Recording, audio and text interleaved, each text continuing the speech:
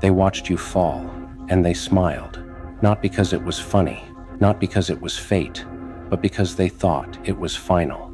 They saw you at your lowest, tired eyes, trembling hands, silence where your confidence used to live, and they whispered to themselves, "That's it, they're done." They thought the storm had swallowed you whole. They thought the night would never end for you. They thought this was the chapter where your story quietly faded into regret. But what they never understood, what they never even considered, is that you were not dying, you were rebuilding. And they underestimated your recovery. When you broke loudly. Dreams shattered, trust collapsed. Plans dissolved like sand in a ruthless tide. They saw the wreckage and assumed you would live there forever. They saw you on your knees and assumed you had forgotten how to stand. They expected tears without end. They expected weakness to become your identity. They expected you to wear your pain like a permanent label. And for a moment, just a moment, even you questioned it. You wondered if maybe they were right. You felt the weight of disappointment pressing against your chest. You felt the loneliness of watching people disappear when you needed them most. You felt the quiet humiliation of starting over when everyone else seemed miles ahead. But here's what they didn't see.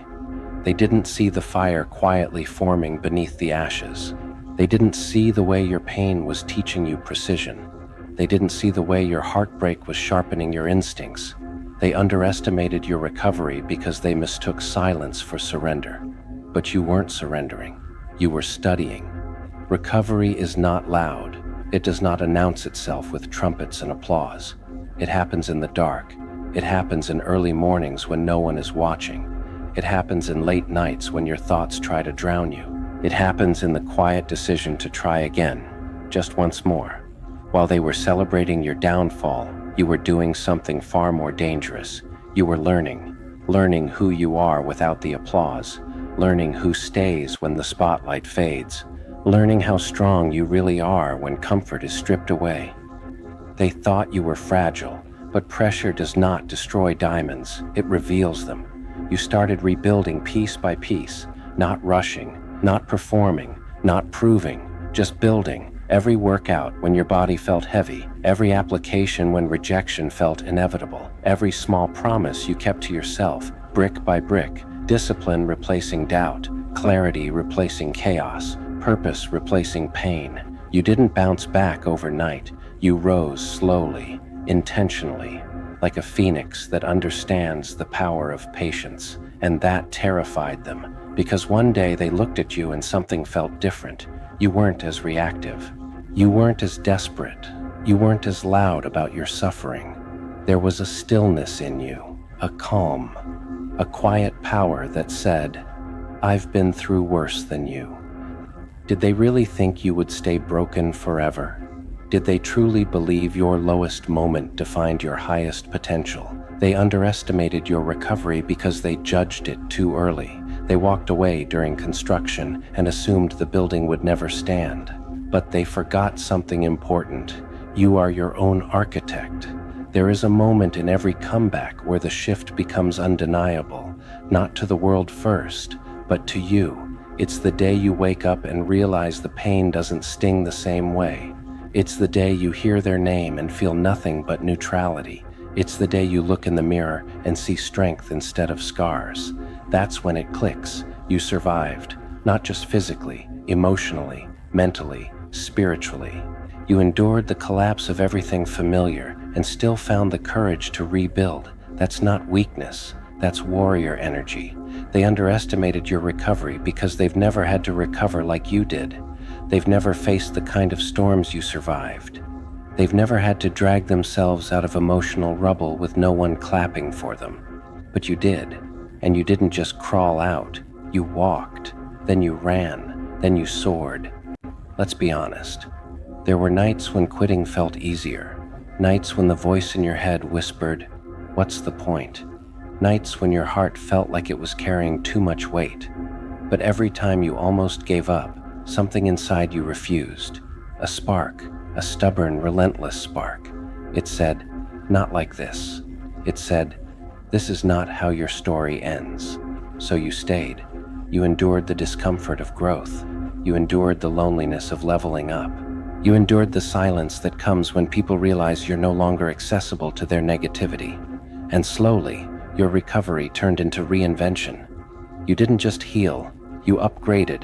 Your standards changed, your boundaries strengthened, your circle shrank, but your vision expanded. They underestimated your recovery because they didn't understand your resilience. They thought your kindness meant weakness. They thought your vulnerability meant fragility. They thought your setback meant failure. But what they didn't know is this: you were absorbing every lesson, and lessons are power.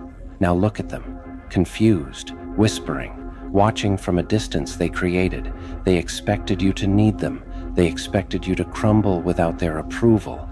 Instead, you built confidence without their permission. They see your progress now, the way you carry yourself differently, the way you speak with certainty, the way your presence feels grounded and unshakable.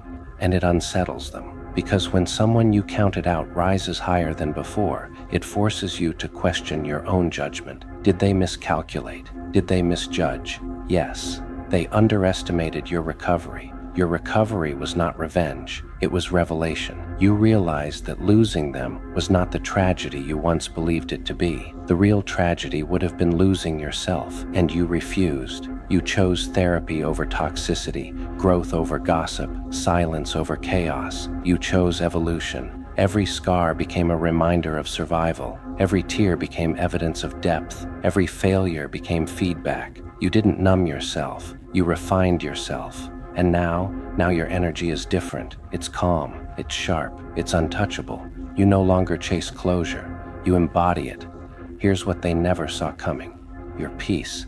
They expected anger, they expected bitterness, they expected you to carry resentment like a weapon. But you chose something far more powerful: indifference. Not coldness, not cruelty, just clarity. You don't need to argue, you don't need to explain. You don't need to prove your worth to people who couldn't see it in the first place. That is your crown: self-mastery, the ability to walk away without losing your dignity, the ability to rebuild without broadcasting your struggle, the ability to forgive without reopening the door. They underestimated your recovery because they thought healing meant returning to who you were. But healing meant becoming someone entirely new. You are no longer the person who broke. You are the person who rebuilt. Stronger foundation, sharper boundaries, clearer vision.